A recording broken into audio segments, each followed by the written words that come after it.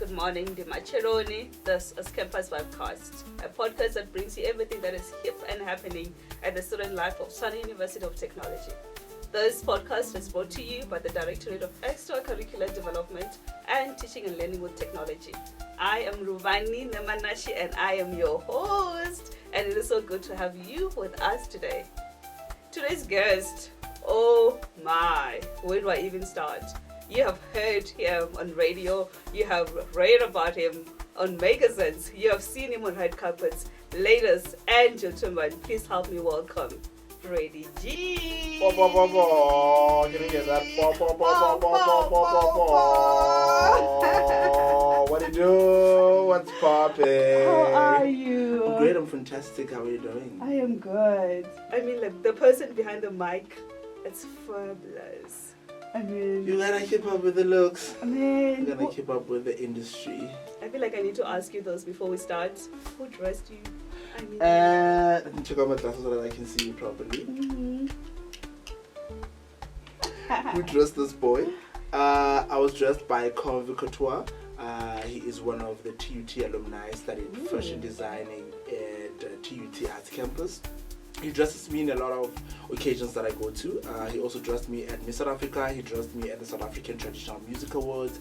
He dressed me again at the Summers last year. He dressed me at the South African Film and Television. So most of my red carpet looks have been dressed by Couture, who is a TUT alumni. So yeah. Can you ask him to dress me? Please. What's on the invoice? As long as you are ready for the invoice. Yeah, I'll forward it to my boss. Oh. You know. So. As long as, for paying. Well, thank you so much, man, for having me on Campus Vibes. It's the vibes. It's the vibes. Can you hear the vibes? I can hear the vibes. Before we get to it, I feel like there's so much that we don't know about you that we want to get to know today. So before we get to that, can we just start off, like easy with some icebreakers? Okay, no worries. Let's jump into it. I have some few questions. So first, where did you grow up?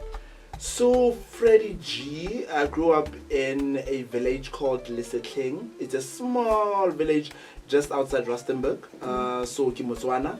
I grew up there, went to my primary, high school, middle school. I went to middle school, not like secondary, like other people. So I went to primary, middle, high school in that village called Lisetleng. It's just outside Rustenburg, next to Muruleng or Bukwasi. Yeah. So that's where I grew up.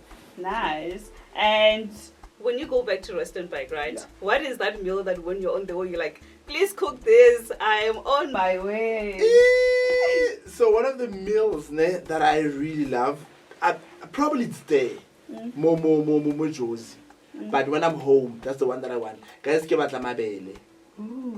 Mabele, ke batla mabele. And hona le mabele a mangwe like in Joburg I've tried to eat mabele, like kinyaka ting ya mabele. Because ting ya mo idirwa ka what you call it, they put some chemical in it or whatever.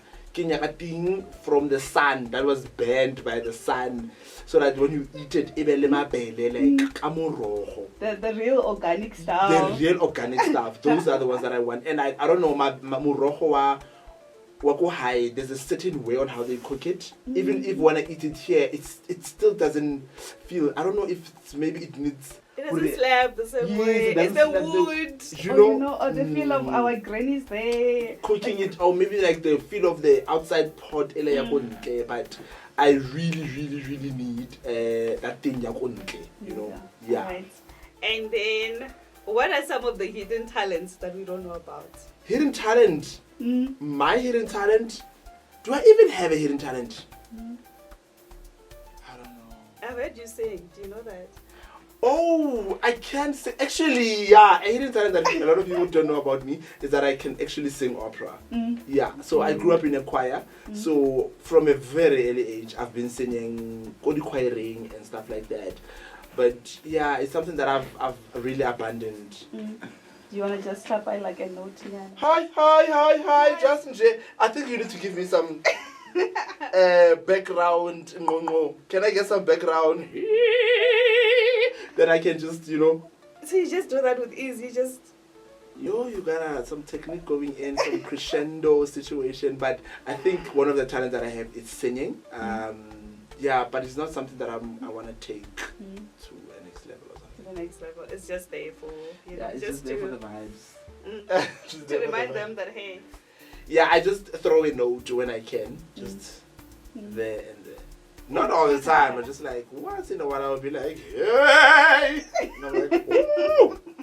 What the Jaja? What the Jaja? What the Swara? Who massive. Okay, last one. As to your personality, right? Yes. If you were to have 3 guests at your show, it doesn't matter where they are, anything, like everything is oneness. Who would you invite to your show? Who would I invite to my show? First person I think I would invite is one of the people that I really looked up to, as 2 of my ultimate favorite personalities in the country, who I see that they're the best personalities in the country. First one is an obvious one. It's Bonang Mateba. I would really love to have Bonang Mateba on as a guest. I would really love to have Katla Homaboy. Ooh. Love Katla Homaboy. And I'm sure they're going to be like, oh, you are taking all the Northwest people. Of course, because we have talent. Really, like, what else can I say? You know, all my Northwest people. And one last one. I think I want to drop the mic. I would like to actually take it to Limpopo and interview the president. Ooh. Not really about politics, but we've had a lot of interviews about politics and stuff like that. My interviews are not really based on politics. I interview you more about your lifestyle, about what you do, I want to know what the president wakes up and eats. Yeah. Do you just want to know? Yes, Like, you know, like... What's the president's favorite meal? We know that he's vendor, so he's going to have to move to the... Wow. Do you get what I'm saying? Something. Yes. that one thing that a president does when he's just bored. Like, we don't want to know what's happening in politics. Yeah, it's important, but when he comes to my show, we want to know... as a person. As a person, when he's not wearing that suit. Waparang. There's those people who wear like those tired pajamas. So we want to know what the president wears when he's not in a suit. That would be so interesting, actually. You get what I'm saying? Because I feel like so many times with high-profile people, we profile them on their, their roles, and we forget the person themselves. Yes. What do you do? What do you like? What do you like? What he likes watching? What does he do for fun? Maybe we'll on TikTok. We'll TikTok more. Jumpa. It's so nice, man. Wow. I feel like with just those few icebreakers, there is a lot about you, So many times we just hear the voice behind the mic and we don't get to, see you, on the everyday basis. And thank you so much for being so wonderful, with it and telling all about, my belly. My belly, yo, and as a haruna, like not just those fluffy ones, I want those rough ones. Yeah. So, yeah. Okay, I want to take you back to your varsity days. So you just got an acceptance letter from TUT, you're jumping, you are ready to go. It's your first day in campus. How was that day like for you? So for me, because I studied art, it's a bit of a different from other people. Because other people, you apply and then you get accepted, and then in January when you come, it's your first time in university. It's first time. Some people get lost and wada and all of that, So for me, it's a bit of a different one because I went to the art school. So when you apply at TUT Arts Campus, I studied at TUT Arts Campus. When you apply there, you actually come to write a test. And then after that, you come for audition. And then after you're shortlisted, you come for a callback. What? So I was on campus probably 3-4 times before I actually come for my first day as a student. So yeah, I came a few times, and fortunately is that the campus that I went to, TUT Arts Campus, is not that big. It's not like TUT main campus, they say building 5, you're still looking, you're getting lost. There is 1, 2, 3, 4, 5, 6, 7 buildings you are in, So my first day on campus, it was a bit of a scary one because I came for auditions, I came for tests, and when we came, there was like a lot of people, like 400, 800 people for my first audition. For callbacks, we were like close to 100 people, and they only needed, I think, 30 or 35. From the 400? From the 800 who applied to the 400 who got a callback, to the 100 who got another callback. They only needed like 35. So when you actually think that, I actually made it to the 35 people, you're like, I actually made it. And you start doubting yourself. even though like you were like, oh, I made it out of 800 to the 35 people, you realize on the first day that, okay, they speak the English that you don't speak. You know, other people grew up around here, other people went to Model C schools. You know, we were being taught English Gastuana. So say it there, say low, say it there. You know what I'm saying? And you can share people and like, you get what I'm saying? It was a bit intimidating. I didn't have a white person in my class where I went to like in primary school, in high school, because I was in the villages. Get here now, there are like white people in your class.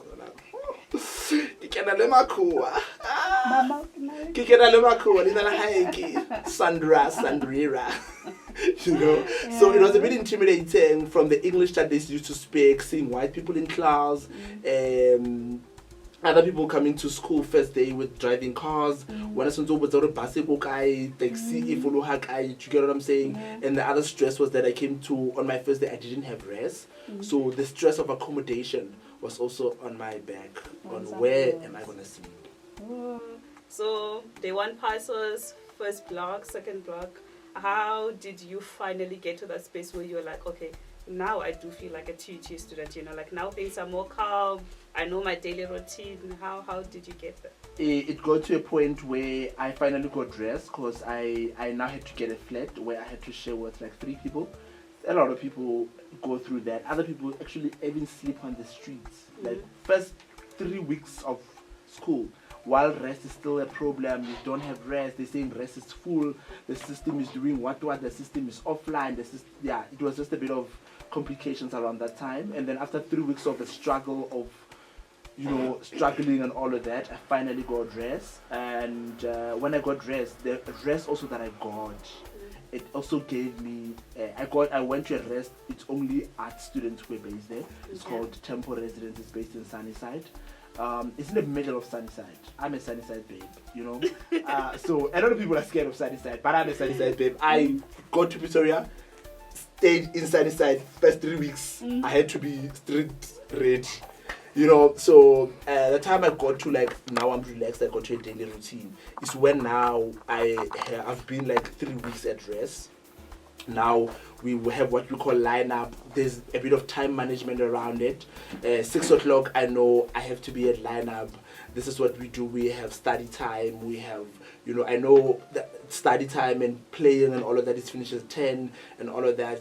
There's a bus that takes me from rest to campus. There's a bus that takes me back. Now I have pots to cook. I know there's a stove. I know there's like a little bar fridge. Then I started settling in, you know, now getting to adjust to the people. Also, adjustment also took a bit of time because I was thrown in the middle of Sunnyside. I was not like, you know, my rest was on campus. I would take a walk around campus. No, when I take out my leg out of that gate, I'm in a specific of Sunnyside, the heart of Sunnyside. So I had to Zaga, got marked a few times, just to welcome you in Sunnyside. But I was welcome you, train you know, train you and make sure that brave. You are. Yeah, and I was brave. I ended up knowing everyone, even the para that was staying in the corner, or we say a para because it's a street person who sleeps in the corner. I knew that person because I've been in Sunnyside for the longest time. So yeah. And I feel like it feels just like a story right now, right? Because we are speaking about in reflection. But I'm sure that when you were doing it then, you know, it was not as easy as it is now. Not.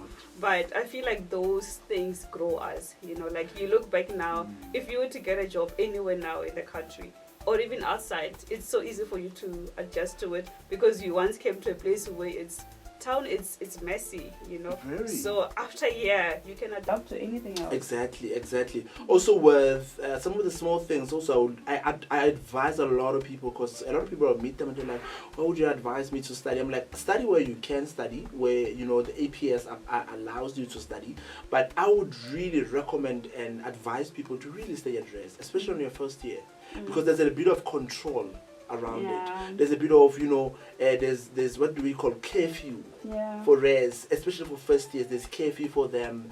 There's time for study. 6 o'clock we were in the hall. They would get us mentors, people who are doing third years, people who are doing BTech, you know, to come and mentor us, to tell us what to expect and all of that. So if when you're a first year, I would really advise you to really stay at rest. And also you get chance to meet with different people from different courses. You are able to network. Do you get what I'm saying? You're able to network because you're like, oh, I'm studying drama. There's someone who's studying photography. There's someone who's studying fashion. This person who's dressing me today, the relationship started in first year. Because we're staying in the same res. Yeah.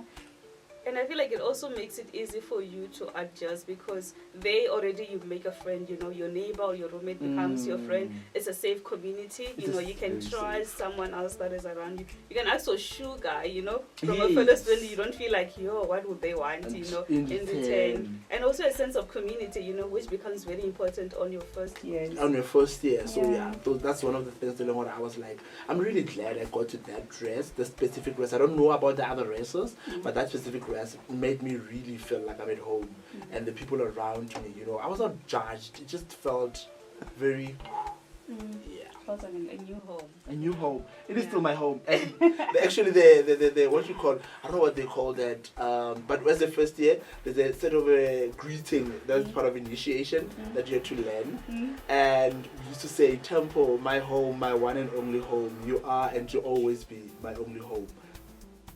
Oh, it's here. Even someone who left Tempo in like 7-10 years ago.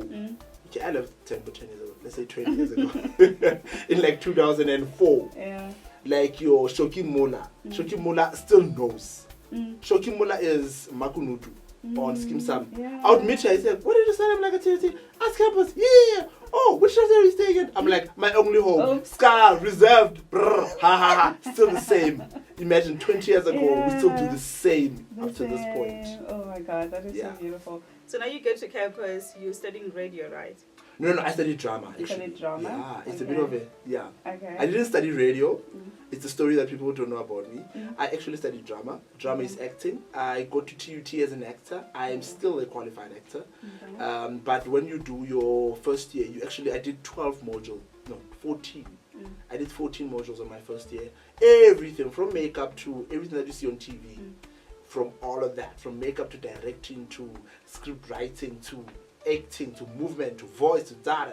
Then when you go to your second year, you actually now start to specialize. Because no, I like this and this and this more. Let me take out this, let me take out this, let me take out this, let me take out this. Then we ended up, I think, with 8. From 8 on your third year, you ended up to 4. And then on your fourth year, you specialize with 2 and research. So what did you specialize on? And on my fourth year, I was my BTech. I specialized in voice. So voice, in voice, we do different things under voice. It's either you do character voice or you do radio voice. I specialized in radio voice and I specialized in children's theater. So a lot of people also don't know about me that I'm a children's theater facilitator. Yeah. So you're well-rounded. I'm well-rounded. Yeah. So I didn't specialize in acting because you end up realizing your stronger point when you are throughout your years, first year, second year, third year. But your fourth year, like, my stronger point is not on acting. Actually, my stronger point is on voice, actually on talking. Then I specialize in radio voice. And then, that's where the radio career now started. I did radio voice. Then I started auditioning for campus radio and for all of that. Doing radio on my TikTok, doing radio on my social media. Even though I haven't got a radio station before, I'll do links. I'm like, "Oh, you're listening to Freddie. Da, da, da, da." Then I posted. What it do? What it do? I know what it do started when I was already on radio. Because I do a Tuesday show. And I'll be there. I'm like, "What day it is? It's a Tuesday." My expensive classes.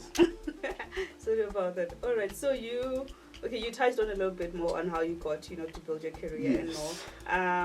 On that, like looking back now as a student, what were those things that you just intentionally, or maybe even without knowing, took on that enabled, your career to develop the way that it is right now? I think some of the things that enabled my career is, for us, it's extracurricular at dress. So at dress, we used to do what we call dramas.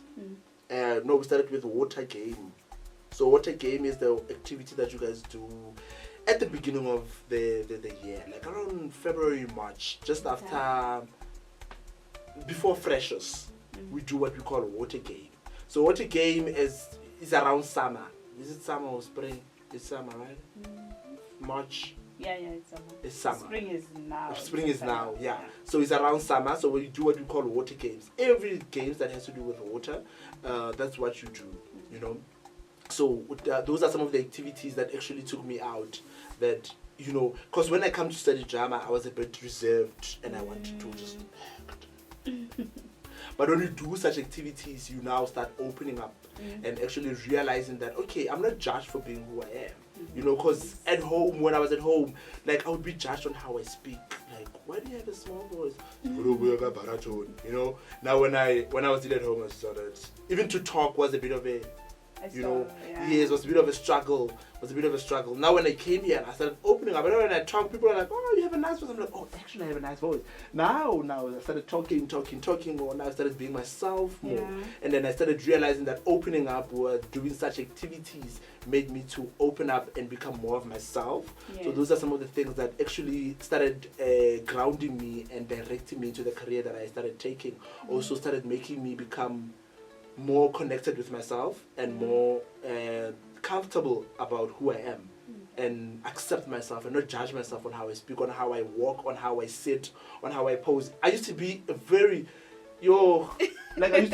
when I sit down, when I walk, I used to be very aware about, am I walking fine? Am I sitting down? No, this is how a guy's supposed to sit now. I must be like this. That time I want to just be like this. I just want to do this, even though there's no hair. But I used to be judged for that. But now doing such activities, being outside, being with other kids who accept you for being who you are, those are some of the things that really guided me into into my career, because my career is literally being myself. It's being yourself. Yeah, my career is really being myself. People ask me, what do you do for yourself? For a living? I'm like, I'm just me. I'm just myself. What do you get paid to do? I just get paid to be myself. Yeah. So yeah. No, that is amazing. And when you were in university, did you struggle with anything?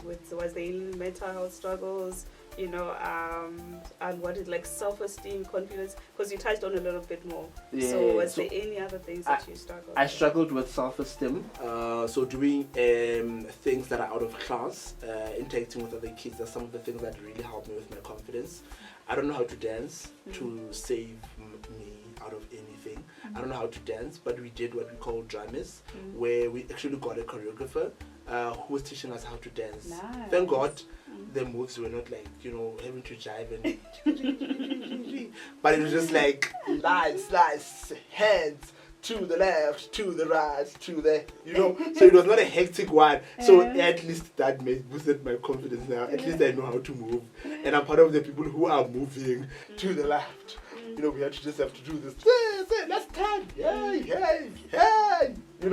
So it was not a hectic one. So it also boosted my confidence as a dancer, or boosted my confidence because I had a bit of a confidence when it comes to dancing. Yeah. So it's some of the things that boosted my confidence, and some of the things that I really struggled with in varsity. I think I have a problem with theory. Okay. So when it comes to studying things, I had a problem with theory, guys. I think that's why I went to the arts. Tell me about writing a test. I was stressed the whole time. Yeah, so theory was one of the problems that I had. Thank God in the art school we did theory first year, second year. Third year it was fading out. We're just dealing with practicals. Okay. More marks were on practicals. So thank God. But my first year, second year, I used to struggle, guys. My first theory test was theater history. I don't know, I think I got 14. 14 out of 100. I don't know how many percent is that. Is this 7%? And how did you feel when you said that? I cried. I cried, Claire, when I 14 out of 100.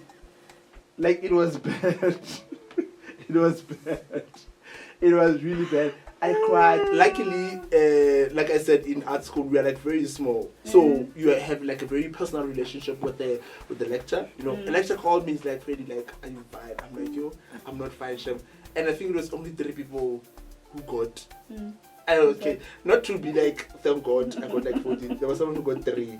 3 out of 100. I was like, you to do something high. 3 out of 100, even that 3 out of 100, you just got it because there was a theater, there was a word theater in the sentence, in the paragraph. Then he just like, at least it was giving me a 0. I got a 14. That was like second bottom from the bottom. It was the 7 and it was me with the 14, and there was someone with the 20 something, and then others. Okay, a lot of people that also do those at myself. It was that art people theory shamiaba. It was not really a strong point. A lot of people got 8 on the dot, and the 30% was still a pass rate. 30% or 40 pass mark somewhere, but they got it on the dot straight, and it was a struggle. Because even the lecture now had to call the three of us who got like less than 2, to just ask us like, what's wrong? And I was straight with her, I'm like, babes, niche theory is the death for me. So we had to find a way on how we can adjust to that, especially when it comes to theory. Also the study method of it, because if you can take it back, in my high school, I did accounting, I did maths. So I was good with numbers. I'm not good with words. Writing words, I'm bad. Give me numbers or tell me to talk. Then that's a different story. Tell me to write a whole paragraph about theoretical of the history of 1707. Ooh, I will lie and tell you about, I don't know, things that I don't know. Guys, theory, history, cut me out. It was that. Yeah, that was that. But it's actually nice to see that within the Directorate of Extracurricular Development, we have academic performance monitoring, which is a way of us to support the students, that are within extracurricular activities, which I think it's so good because they get to have this support, close by. We do it in collaboration with SDS. And I think those things, they really, add on to the academic development of the person. True. So when you were performing law, what were some of the support, that was given in campus or by your lecturers? So the support that I got from my lecturer personally, and also at RES, we had what we call student mentors. I didn't have much on who appointed them. I think it also has to do with SDS because they are student mentors. They were appointed at campus. They're appointed at campus, but because they're staying in different races also, they also had to assist in different races because they had to report and all of that. So also staying at RES also was helping them. So when I was doing my second year, we used to get mentors who were doing like their BTech. So they helped a lot, when it comes to me, especially with theory. And also they also helped us with practicals because they used to, advise us about things to expect, what not to expect, because they've already passed that stage. They're already in their 4th year. They're already in their 3rd year. So advising someone still doing their 1st year was such a relief. Moralo mo mahedleng hore at least, I know what to expect. They'll tell me to work hard. If you're struggling with this is the way to take it and stuff like that. So campus, I got it straight from the lecturers. At RES, I used to get it from the student mentors. So those are the ones who used to help us a lot. And also they used to have what we call residential committees. So if you're a residential committee in different RESs, they'll try to balance in different courses so that you're able to open up to those type of people because they are in the committee of the RES and they someone. Sorry, hello. So they used to have someone who's also dealing with academics. In the rest. So they used to have different portfolios. So we used to have a person who only deals with academics, who was in a way in relation with the mentors. So if he something that is beyond what he's studying or he can't help, he will then involve the mentors. Yeah. Oh, that is amazing. So we fast forward now, right? Yeah. You are done at arts. You are now, building a career towards radio. How did you get to Tshwane FM? So I got to Tshwane FM in how long have I been at Tshwane FM? Is it 5 years? I think 2019. No, 2020. Yes. Because I did my training during the heart of COVID. Oh. Yes. So it's 2020. I got to Tshwane FM in 2020, so I've been there for 4 years. I got to Tshwane FM in 2020 around March. That's when they are hosting auditions. Okay. After they hosted auditions, they called me for a callback. After they called me for a callback, when we're supposed to start the training, the president was like, COVID, 16 days. Bavala. 16 days turned into 6 months. You know how it rolled. It was long. So during around June, I had to pack my things and go back home because nothing was coming together. Yeah, nothing was coming together. But during that time, there was an opportunity that actually arose that a lot of people also don't know about what I do also on the side. So I'm a social media manager. So when I was doing around June, I then went to volunteer at Tshwane TV, Tshwane and How TV, when I was at TUT and TUT-TV, they were like, what are you going to do? You know, I'm like, oh, I'm a presenter. They're like, they already have presenters. I'm like, no, I can do whatever. What do you guys want me to do? I'll cook at the camera because I need money. They're like, no. Actually, our social media is a bit, you know, taking the marketing team can't deal that. And I'm like, give me that social media. I will deal with it. You know, I will run it. Then that's where the social media management started. So now I started managing the social media for How TV and TUT-TV in 2020. Yeah. Then I got into radio and it was COVID hit. We packed our things. I went back home. Luckily, social media, you don't need to be in the office to manage it. So I still had the login details. They used to send me content, the video team, the graphic team, the pictures, the photographer. Then I would just run the social media, answer inboxes, answer DMs, answer this, create content about. They still made some little money around it. Then the radio person was like, hey, you need to come back this side, you know, because we need to start with the training. Then I had to come back to Joburg, to Pretoria. This is for Tshwane FM. I had to come back to Pretoria around July. There was just still restrictions were open, but you had to travel with a letter from province to province because I'm from the Northwest. I remember those days. Yeah, so. Oh, the stress. The like stress you're remembering, like, do I have my ID? Do I have my what letter? Do I have what am I doing? It used to stress me so much. Then I traveled from the Northwest to Pretoria, got some room in Sunnyside, back to, you know, the place I know, Sunnyside baby. Back to where I know most. Went back to Sunnyside. Got a flat there. We used to call them a balcony room. So in Sunnyside, they used to do. You see a balcony. Balcony. You see how small it is. You mean like a balcony? A balcony. In the balcony itself. A balcony itself.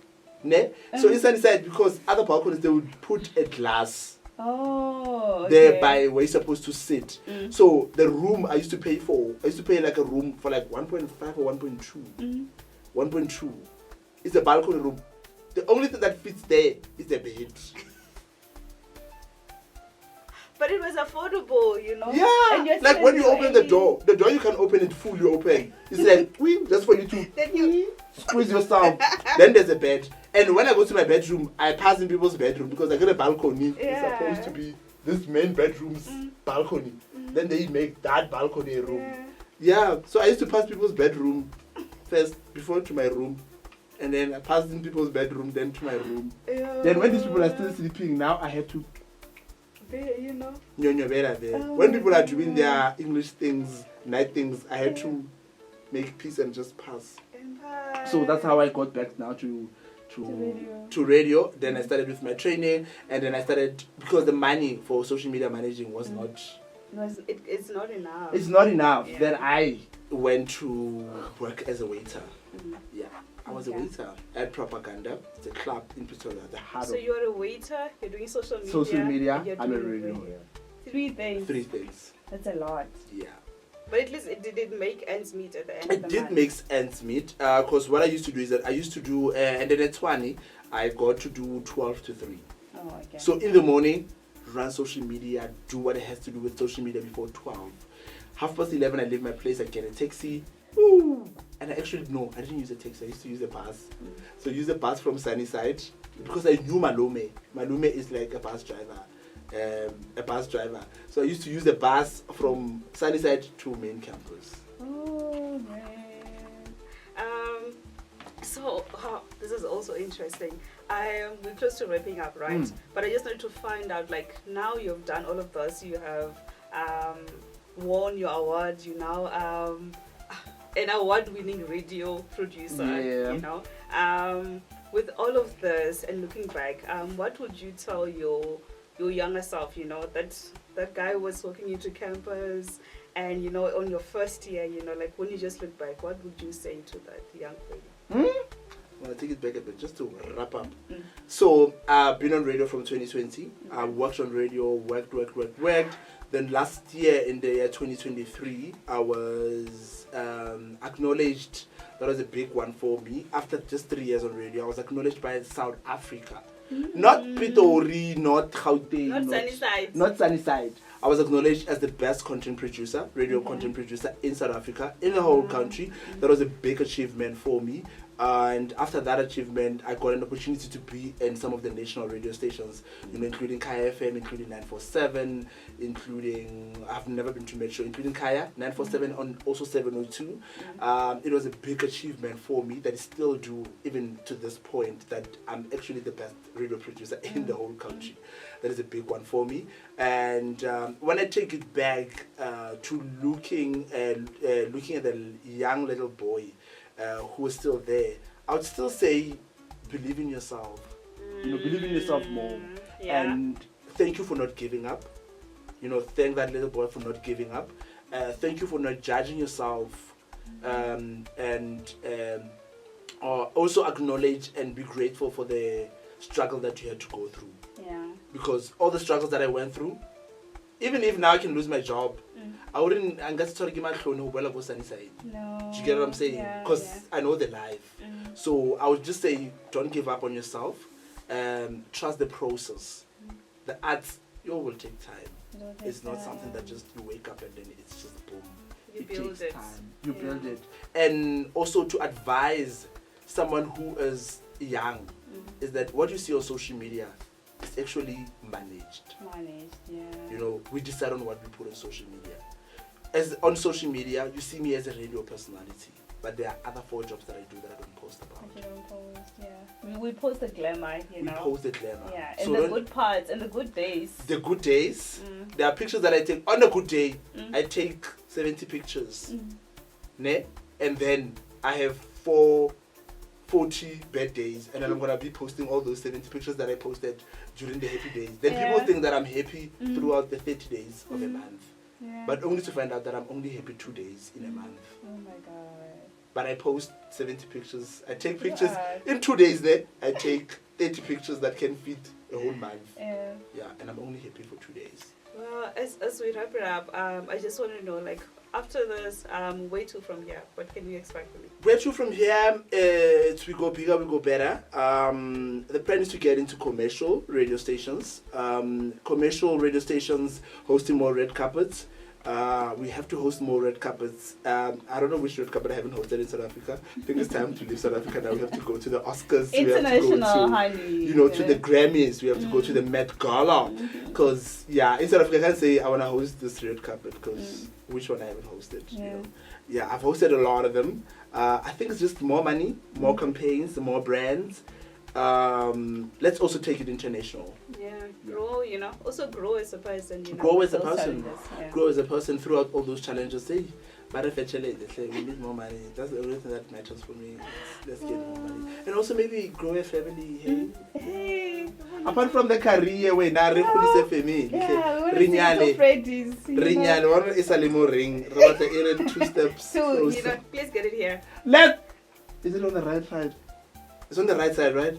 Yeah, it's on the right side. Yeah. So you just need 2 more steps. Yeah. Just 2 more steps. It's closer, you see. It moves from here to here. At least you have it already. At least I have it already. I just need to move it closer. So, thank you so much. Thank you so much for having me. Thank you so much for having me. And all the best also on your career. And keep on pushing. And let the podcast grow for the vibes. Don't forget to subscribe and ring there. Well, you had him. I had him. You had him. This was so amazing. I'm feeling inspired. I'm feeling excited for the future. And I hope you are also feeling the same way. So until next time, this is CampusVibe. Bye.